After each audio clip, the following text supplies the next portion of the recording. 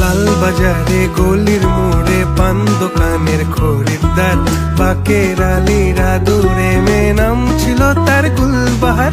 লাল বাজারে গলির মোড়ে পান দোকানের খরিদ্দার, বাকের আলীরা দূরে মেয়ে নাম ছিল তার গুলবাহার। নাম ছিল তার গুলবাহার, দেখতে ভারী চমৎকার, তুলনা যে হয় না তার হোসনে আরা গুলবাহার। বাকের আলী